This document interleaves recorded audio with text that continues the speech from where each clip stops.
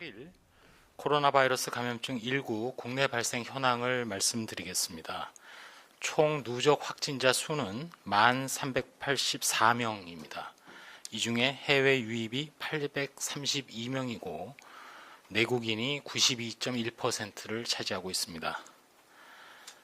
이 중에서 6,776명, 약 65.3%가 격리 해제되었습니다. 신규 확진자는 53명이고 격리 해제는 82명 증가하였습니다. 안타깝게도 사망자가 8명 발생하였습니다. 지역별 확진자 현황을 보면 총 10개 시도에서 지역별 발생이 한 건도 없는 것으로 그렇게 나타났습니다. 전국 시도에서 지역 발생이 다 한 자리 숫자를 기록하였습니다. 전국적으로 약 82%가 집단 발생의 연관성을 확인하였습니다. 각 시도, 지자체별로 집단 발생 등과 관련된 상황을 알아보면 서울특별시의 강남구에 소재한 유흥업소 종사자 중에 확진자가 2명 발견되어서 접촉자 조사 등 역학조사를 진행하고 있습니다. 경기도 의정부에 소재한 의정부 성모병원과 관련해서 자가격리 중이던 4명이 추가로 확진이 되어서 현재까지 총 52명의 확진자가 확인되었습니다. 대구 수성구에 소재한 CG 노인 전문병원에서 동일 집단 격리 중이던 환자 및 직원에 대한 전수검사 과정에서 5명이 추가로 확진되어 현재까지 총 14명의 확진자가 확인되었습니다. 서울 강남구 소재 유흥업소 관련된 사항은 현재 역학조사가 진행 중에 있지만 코로나 방역을 위해서는 역학조사가 매우 중요합니다. 역학조사 과정에 적극적인 협조가 필요하고 역학조사를 진행하는 과정에서 거짓을 진술하거나 거짓 자료를 제출 또는 고의적으로 사실을 누락한다든지 은폐하는 행위를 해서는 안 되며 이를 어길 시에는 감염병 예방 법령에 따라서 2년 이하의 징역 또는 2천만 원 이하의 벌금에 처해질 수 있다는 점을 말씀드립니다. 오늘 중앙재난안전대책본부에서는 코로나19 집단 발병으로 인한 피해 가능성이 높은 요양병원, 정신병원, 요양원, 또 요양시설, 종교시설을 고위험 집단으로 관리할 것으로 구체화한 그 방법을 제시한 바 있습니다. 해당 이런 시설에는 고령자 또 기저질환자가 높은 비율을 차지함으로써 코로나19에 감염되었을 때 회복이 어렵고 밀폐된 실내 공간에서 감염 전파 위험이 높은 집단에 해당이 됩니다. 이들 집단에서는 방역관리자를 지정하고 집단 내 비상연락체계를 구축하는 등 시설 내 방역관리에 철저를 기해해 주시기 바랍니다.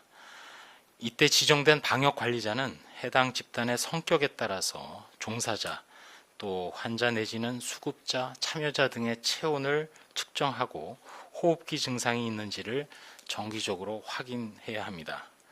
물론 외부에서 오는 방문자에 대해서도 열 또는 호흡기 증상이 있는지 확인하고 또 명단을 작성해서 관리를 해야 됩니다.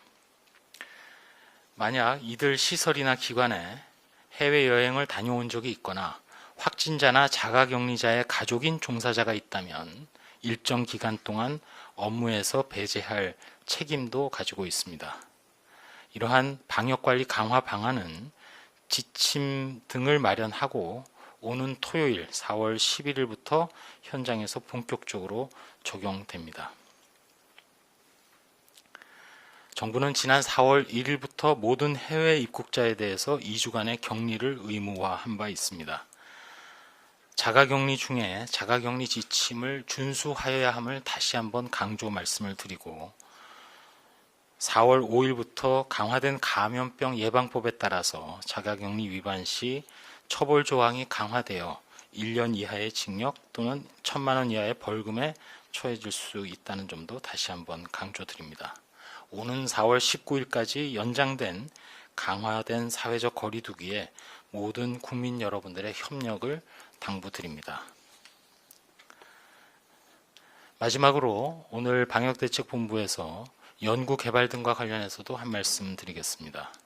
먼저 환자 치료와 간호에 노력하시는 보건의료인, 또 각 분야에서 코로나19 대응을 위한 연구개발에 몰두하시는 모든 전문가나 관계되신 분들의 노력에 존경의 말씀을 드리고 싶습니다.